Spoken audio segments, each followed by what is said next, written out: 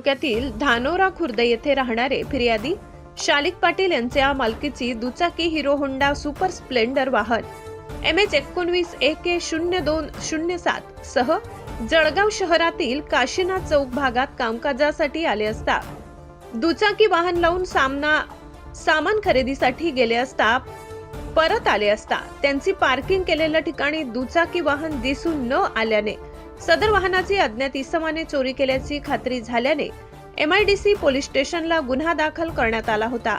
सदर आरोपी नामे आतिश जितेंद्र पोथीवाल राहणार कांचननगर जळगाव, गणेश लक्ष्मण कोडी राहणार साकेगाव तालुका भुसावळ यांना गुन्ह्याकामी अटक केली असता त्यांनी चोरीची कबुली दिली। पुढील कारवाई पोलीस करत आहेत।